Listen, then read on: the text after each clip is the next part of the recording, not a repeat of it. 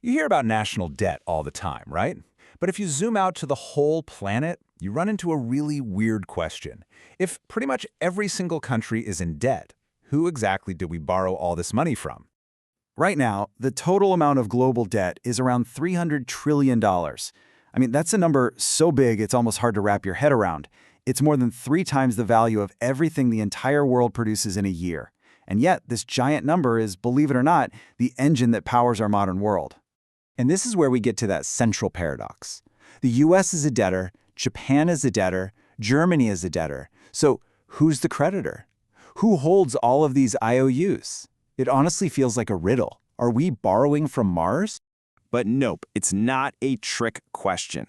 And the answer is actually fascinating because it shows you that our entire global economy isn't really built on stability, it's built on motion. It's all about a constant, never-ending cycle of borrowing and lending that keeps everything moving. Okay, but before we all panic about that huge number, let's put it in perspective. While global debt is massive, global assets, so all the houses, stocks, factories, infrastructure, you name it, are worth around $1 quadrillion. So if you think of planet Earth as one big company, its net worth is actually a pretty healthy positive $700 trillion. We're not broke, our balance sheet is just really, really big. So to understand how we got here, we need to see how the simple idea of debt has changed over time. It's quite a story. You know, debt started as a simple promise. Think of one farmer lending another a bag of grain until the next harvest. But then, in the 1600s, governments got into the game. They started selling bonds to their own people to raise money for things like wars. The real game changer, though, was 1971. That's when the US dollar was taken off the gold standard. Money was no longer backed by a physical thing, but by trust in the government that issued it. And that opened the floodgates. From the 1980s on, global debt just exploded.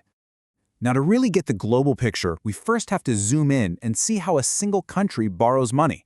And the answer might surprise you. So here's the first big piece of the puzzle. If you take a country like the United States, a massive 70% of its national debt is owed to Americans, to its own people and institutions. It's not really a loan from another country, it's mostly an internal IOU. How on earth does that work? Well, it actually starts with you. When you put your savings into a bank account or when you contribute to your pension fund, that institution can't just let the money sit in a vault. They need to invest it safely to make a return. And what's one of the safest investments on the planet? A government bond. So they take your savings and lend it to the government.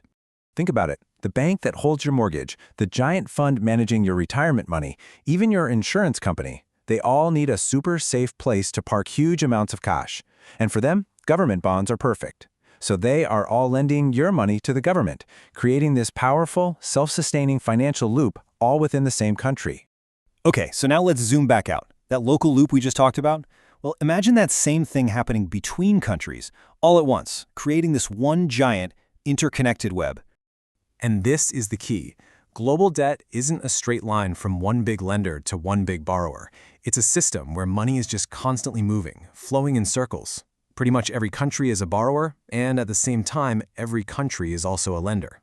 For example, a huge pension fund in Japan might buy Dutch government bonds to get a safe return. Then, a bank in the Netherlands might lend money to a growing company in Brazil. And then, the profits from that Brazilian company might get invested right back into super safe US Treasury bonds. See? It's one massive, tangled financial ecosystem.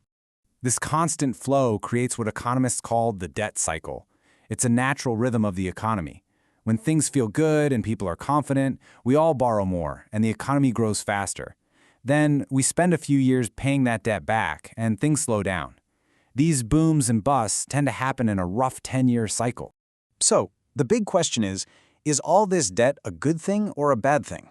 Well, from an economist's point of view, it really depends on what the money is used for. Here's a really simple way to think about it.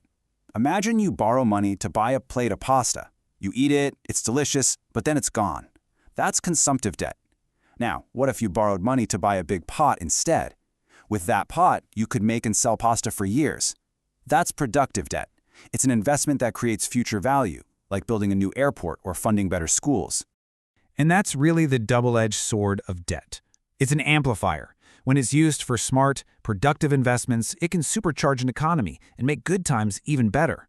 But that exact same power can make bad times so much worse.